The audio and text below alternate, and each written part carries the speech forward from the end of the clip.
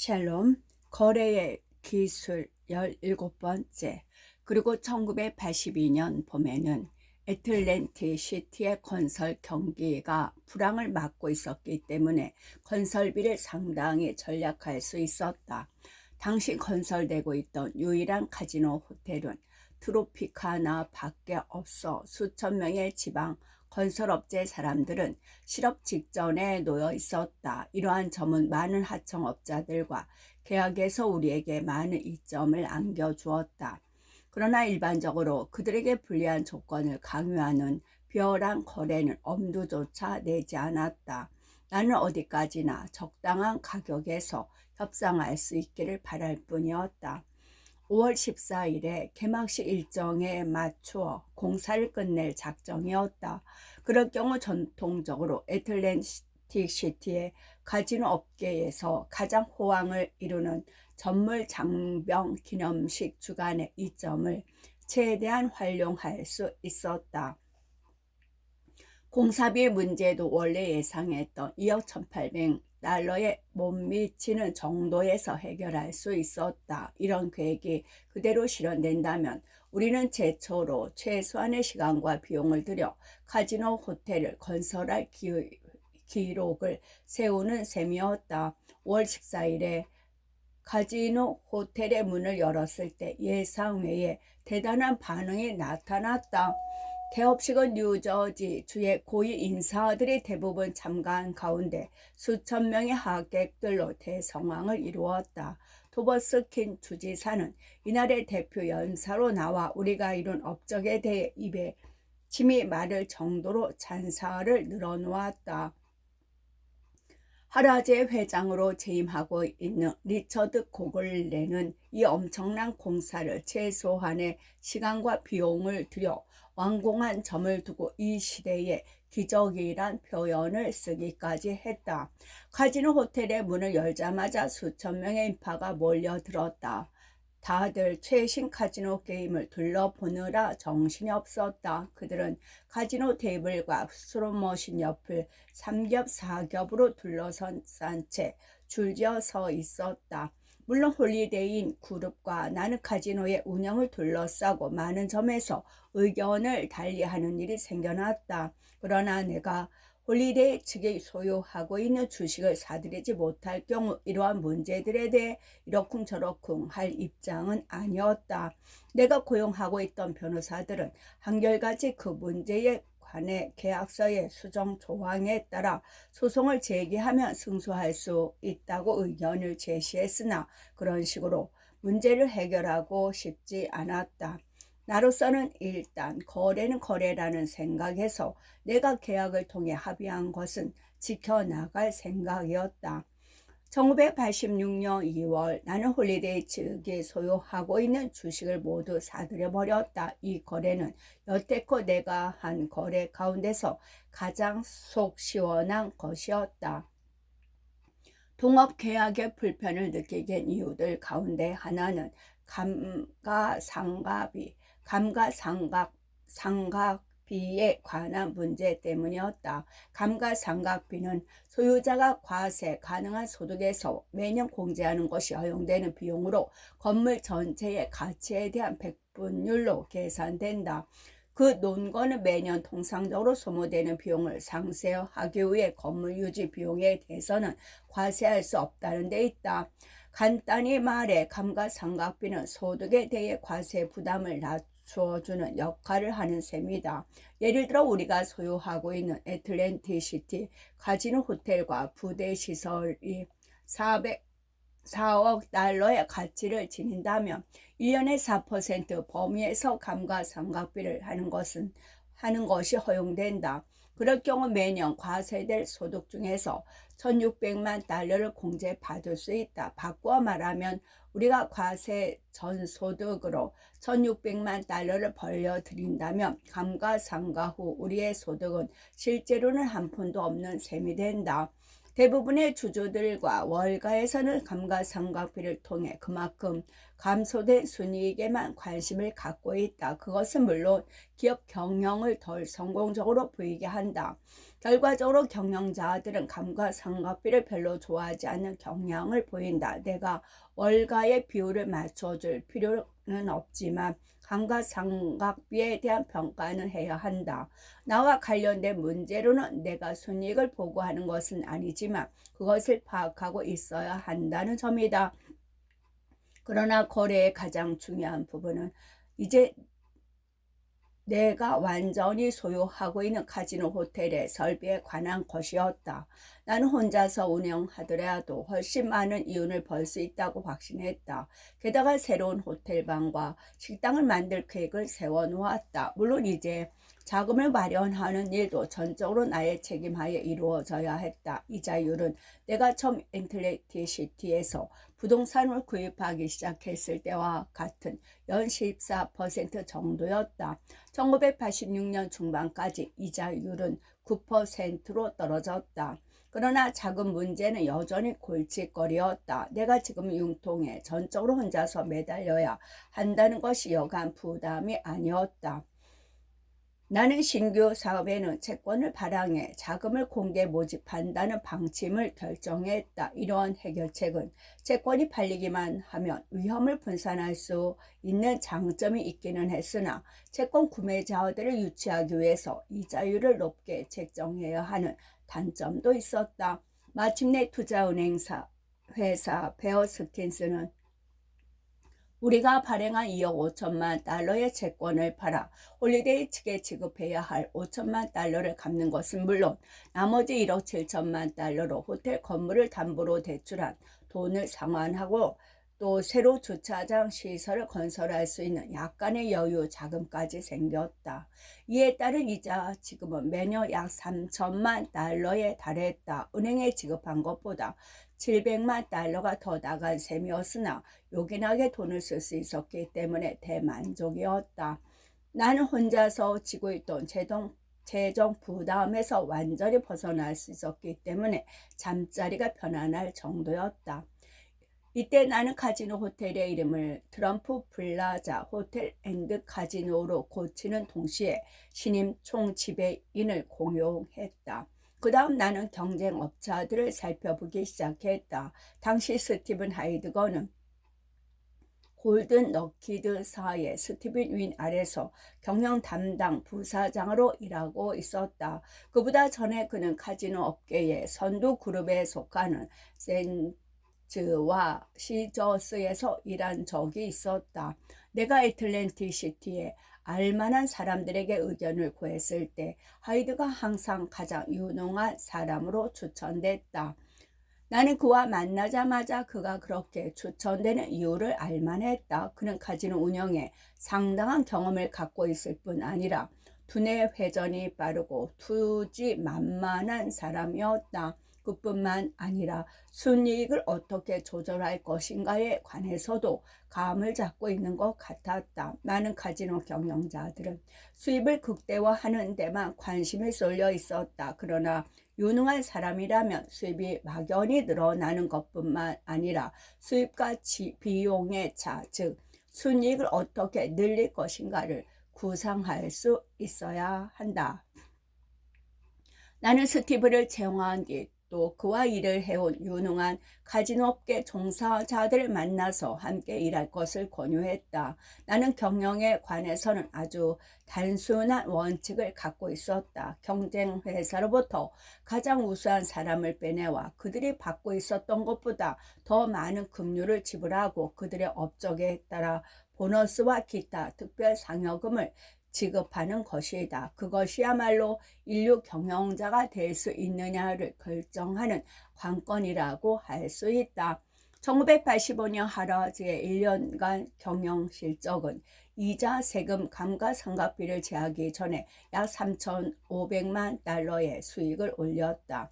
1986년 하라즈의 예상 총수입은 3,800만 달러에 달했다. 그들이 카지노 경영을 계속하고 있던 최초의 5개월을 기초로 해볼 때 하라즈의 경영 실적은 예상보다 다소 낮은 수익을 올리고 있는 것으로 나타났다.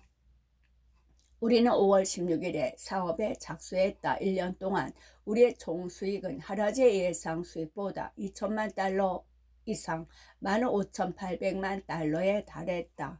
6월에 새로운 주차장 건설 계획에 따라 기존 주차장을 폐쇄했음에도 이만한 수익을 올린 것은 대단한 성과였다. 1988년에 우리의 총수익은 9천만 달러에 달한 것으로 예상됐다. 그러나 이것으로 이야기가 끝나는 것은 아니었다. 해안도로변에서 시작한 카지노 사업이 성공의 성공을 거듭하자 더 많은 기회가 잦아들었다.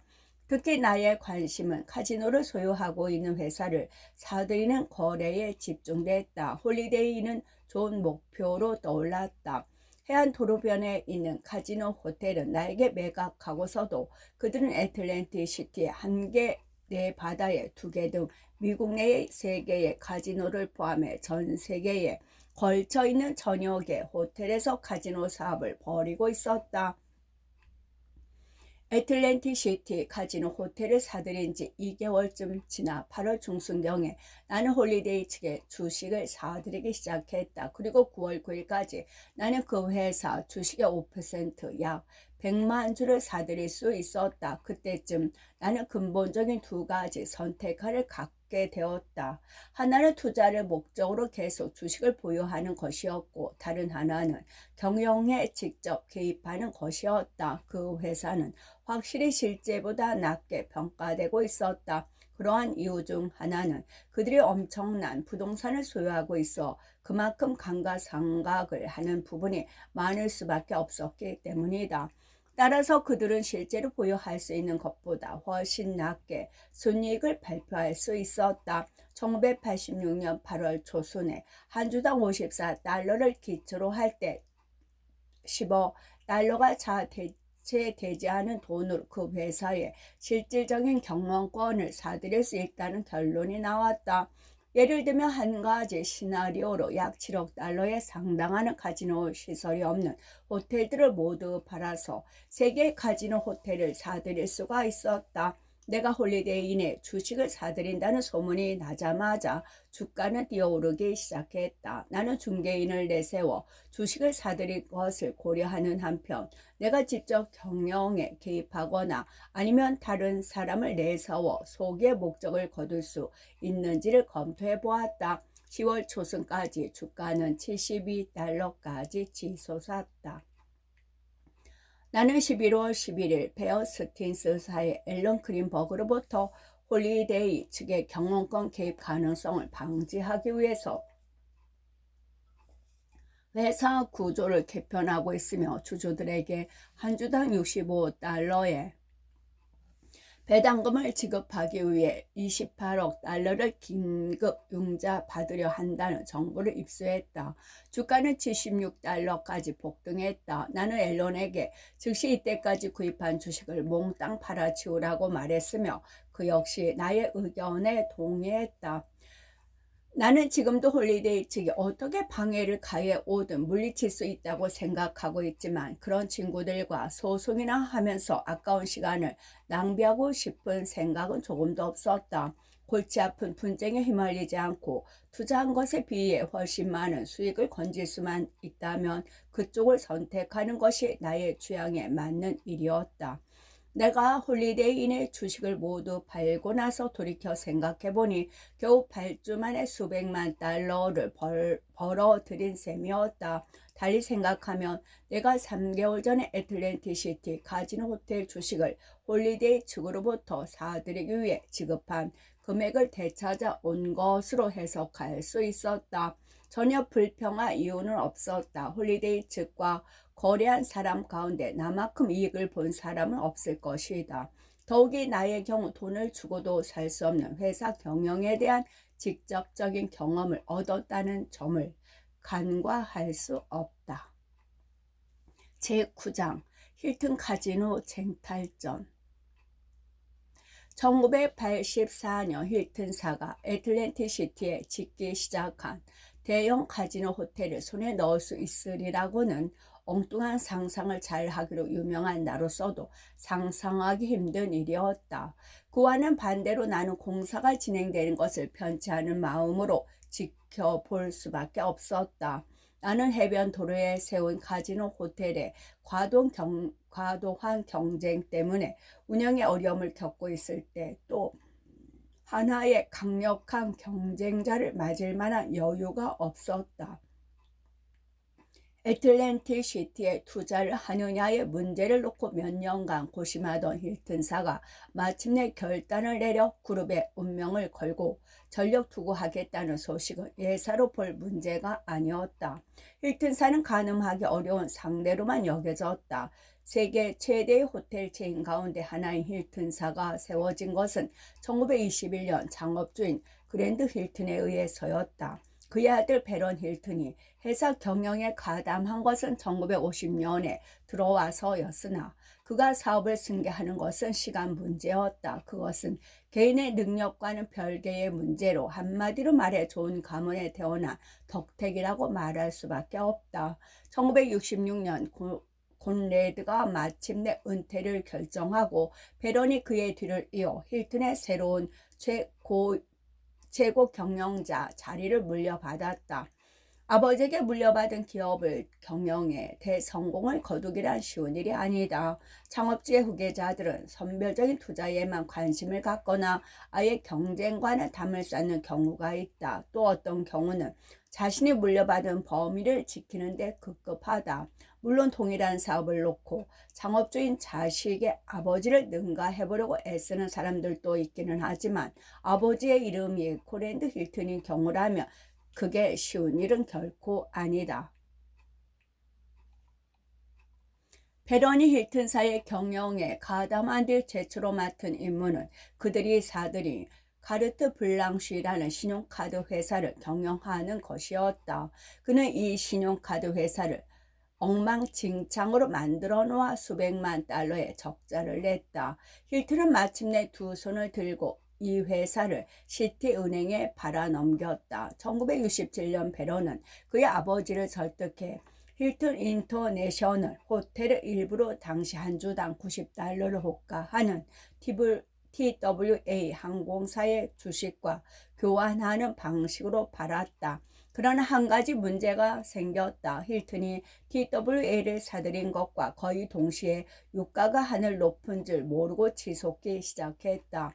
항공산업계가 큰 타격을 받았으면 물론이다. 18개월 뒤에 TWA의 주가는 꼭 절반으로 떨어졌고 1974년에 한 주당 5달러로 폭락해 버렸다.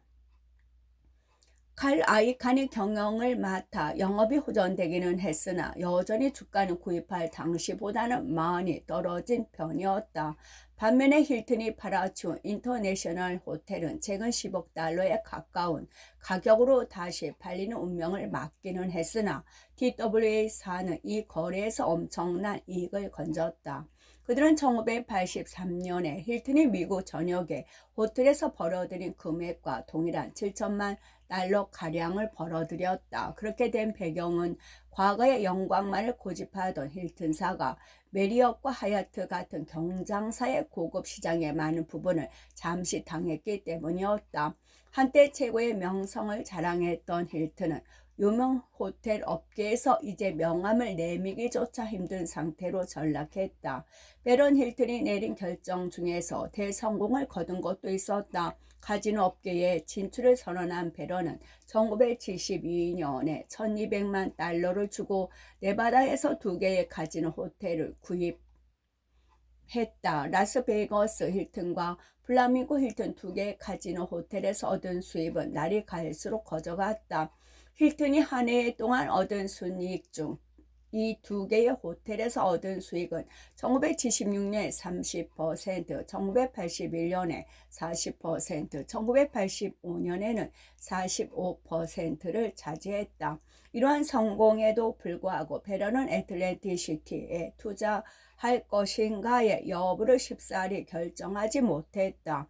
힐튼은 네바다 주에서 도박이 합법화됐을 때 마리나에 있는 땅을 사들인 뒤 사업에 착수했다가 곧 중단한 뒤 다시 사업을 재개하는 등 엉거주춤한 자세를 보였다.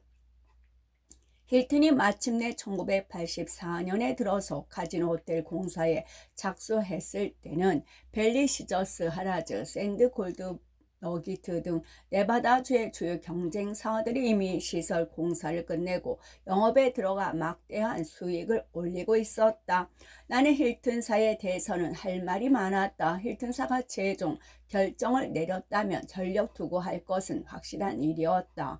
힐튼사는 애틀랜틱 시티에서 구할 수 있는 최대 부동산인 8에이커의 부지에다 웅장한 입구, 높이가 30피트나 되는 전장을 가진 대규모 카지노 호텔을 짓는 것은 물론 3,000대의 차를 동시에 주차할 수 있는 주차장을 확보한다는 야심만만한 계획을 세웠다. 힐튼은 연례 보고서에서 이 사업을 역사상 최대의 사업으로 표현할 정도였다. 약 6만 평방피트의 카지노장과 그 위에 615개의 객실을 가진 초대형 카지노 호텔은 그때까지 애틀랜틱 시티에서 최대 규모를 자랑하던 트럼프 플라자의 하라즈와 크기에서 필적하는 것이었다. 차이가 있다면 힐튼의 최종 계획안은 10만 평방피트의 카지노장과 2,000개 이상의 객실을 마련한다는 2차 확장 계획안을 세워두고 있다는 점이었다. 힐튼은 투자에 따른 수익을 가능한 한 빨리 얻고 싶은 욕심으로 카지노 허가를 신청하는 동시에 공사를 착수했다. 앞에서 설명했지만 나의 경우는 한참 공사를 하는 도중에 카지노 허가 신청이 기각될 것을 우려해 먼저 허가를 받는 데 주력했었다. 그러나 나를 제외한 모든 사람들은 힐튼이 하는 식으로 일을 처리했기 때문에 힐튼이 카지노 사업 허가에 자신감을 보인 것도 무리가 아니었다. 애틀랜틱 시티에서 카지노에 첫 발을 내딛는 선주 주자들이 별 문제 없이 허가를 받았을 뿐만 아니라 그 당시 애틀랜틱 시티에서는 한 건의 다른 공사도 진행되고 있지 않았으므로 불황을 맞고 있는 이 도시의 개발을 위해서라도 허가를 받을 것으로 기대하기 십상이었다. 힐튼과 같은 유명 업체가 애틀랜틱 시티에 진출하는 것은 해당 도시에서는 영광으로 생각해야 한다는 인식도 없지 않았다. 힐튼사의 관계자들은 카지노 사업 허가를 얻는 절차쯤이야 요식 행위에 지나지 않는 것으로 여겼음이 틀림없다. 힐튼사의 관계자들이 지나치게 독선에 빠져 있었던 점이 함정이었다. 그런 떡줄 사람은 생각도 않고 있는데 김칫국부터 마시는 격으로 마치 자신들이 애틀랜틱 시티에 은혜를 베푸는 듯한 자세를 보였다. 카지노 허가를 받으려고 신청한 사람이 누구든지 간에 허가를 받을 자격이 있는지 여부에 대한 입증 책임은 신청자가 져야만 했다. 힐튼은 이 점을 간과하고 너무 자신만만하게 굴었다. 그러나 그것이 결정적인 실수였다. 나는 힐튼이 1985년 초 문제에 봉착했다는 소문을 들었다. 애틀랜틱 시티는 매우 정치적인 도시며 그곳에서 사업을 하려는 사람이라면 이러한 점을 잘 파악하고 있어야 했다. 이를 잘 처리해 보려는 생각에서 그렇겠지만 힐튼은 아주 정치적인 변호사를 고용했다. 표면상으로는 현명한 일처럼 보일 수 있었다. 그러나 전후 사정을 잘 알고 있는 사람들의 말에 따르면 그것이 오히려 불리한 결과를 초래했을지 모른다는 것이었다. 힐튼이 저지른 두 번째 실책은 사전에 신청을 받아낸 사람들의 경험을 무시한 점에 있었다. 예를 들어 플레이보이사는 3년 전에 카지노 허가 신청을 기각당하는 쓴맛을 본 적이 있었다. 플레이보이사가 기각 처분을 받게 된 한 가지 이유는 조직 범죄와 관련이 있는 것으로 소문난 시드니 코삭이란 변호사와의 관계 때문이었다. 그런데 바로 그 변호사가 지난 10년 동안 노사 분규를 해결하기 위해 한 해 5만 달러의 보수를 받고 힐튼사를 위해서도 일해왔던 것이었다. 나는 개인적으로 코샥이 좋은 친구인지 나쁜 친구인지 여부에는 관심이 없으며 이 경우에 중요한 문제는 카지노 관리위원회들을 만족시킬 수 있느냐 하는 것이다. 그들이 코시학을 싫어한다는 것은 명백했다. 그러나 힐튼은 코시학과 관계를 끊기는커녕 1984년 중반에 카지노 관리위원회에서 이에 대한 명백한 문제 제기가 있을 때까지 계속 코시학을 고용했었다. 힐튼은 바로 그런 다음에야 그를 해고했다. 베런은 카지노 관리위원회에서 당신들의 명백한 반대 표시 때문에 나는 그를 해고할 수밖에 없었다라고 시인했었다. 그러나 그런 말을 할 필요조차 없었던 것으로 최악의 결과를 가져왔다. 힐튼의 카지노 허가에 반대표를 던진 위원들 중 한 명은 나중에 그 회사는 관리위원회의 문을 큰 소리로 나게 발로 찬 뒤에야 겨우 제정신을 차린 격이었다라고 수레했다. 노동조합이 파업을 할 수 없게 방해하지는 않았다는 베런이 나중에 코시학을 대신해 증언했지만 이미 때가 늦은 뒤였다. 증언이 몇 주간 계속된 뒤 코시학은 베런에게 자신이 알고 있는 사실을 언론에 보도하겠다는 내용의 편지를 보냈다. 그 편지는 그가 라스베가스에 있는 힐튼 호텔을 위해 해온 일들을 아주 자세하게 담고 있었다. 거기에는 또 베런이 직접 보낸 코시학의 노고에 감사한다는 내용의 편지 사본이 함께 들어 있었다. 코시학이 보낸 편지 끝부분은 베런이 도저히 항거할 수 없는 것이었다. 그는 거기에서 당신은 나를 회복 불능의 상태로 만들었다. 내가 살아있는 한 이 사실을 잊지 않겠다. 당신의 애틀랜틱 시티에서 카지노 허가를 받기를 쉽지 않을 것이다. 두고 보라 라고 위협했다. 베런이 좀 더 신중하게 저신하기만 했어도 문제없이 허가를 받을 수 있었을 텐데 너무 경솔하게 저신했다. 그가 뉴저지주의 모습을 나타낸 것은 몇 번 되지도 않았지만 대부분 카지노 관리위원회에서 증언하기 위해서였다. 청문회 기간 중 힐튼의 경영 간부들은 누구 하나 콧배기조차 내보이는 법이 없었다. 1985년 2월 14일 애틀랜틱 시티 액션이란 회부를 발행하는 알그레스고란 사람으로부터 전화를 받았다. 알은 카지노를 위해 죽고 사는 그런 친구였다. 그는 카지노 바닥이 아주 훤하니 꿰뚫고 있었다. 그는 카지노 바닥을 아주 훤하니 꿰뚫고 있었다. 알은 나에게 힐튼에 관한 소식을 들었느냐고 물었다. 전혀 듣지 못했다고 말하자 그는 방금 힐튼의 신청이 기각당했다고 알려주었다. 나는 처음에는 그가 농담하고 있다고 생각했다. 카지노 허가를 얻기 위해서는 최소한 4명의 관리위원 동의가 필요했다. 힐튼은 다수의 지지를 받기는 했으나 휴 해프너처럼 3대2로 기각당했다. 아무튼 알이 알려온 소식은 베런이 재신청을 받으려고 노력하기보다는 완공 단계에 들어선 시설을 적당한 값에 팔아치울 가능성이 높다는 것이었다. 힐튼은 12주 이내에 호텔을 개업한다는 계획을 세워놓고 있었다. 그들은 이미 1000명이 넘는 종업원을 고용해 놓았으며 하루에 100명가량을 계속 추가 채용하는 단계에 있었다. 개업일까지 종업원 총수는 약 4,000명에 달할 것으로 보였다. 그만한 규모와 사업에서 수입이 한 푼도 나오지 않는다면 아무리 큰 회사라도 휘청할 수밖에 없는 사태가 벌어질 것이 뻔했다.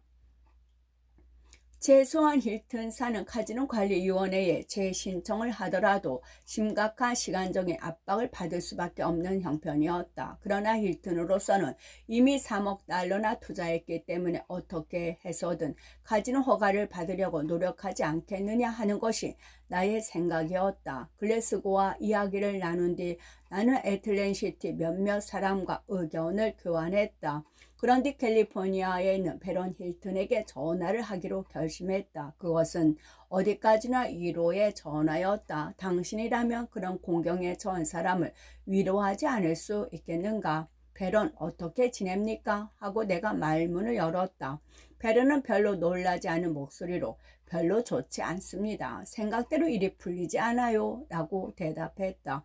이해할 수 있습니다. 하필이면 그런 최악의 결과가 발생했는지 라고 계속 위로했다. 그는 도널드 너무 전격적으로 일어난 일이라 아직 실감이 잘 나지 않아요. 라고 말했다. 나는 모든 사람이 그러한 결과에 놀랐을 것이라고 이야기하면서 계속 그를 위로하는 식으로 대화를 이끌어갔다.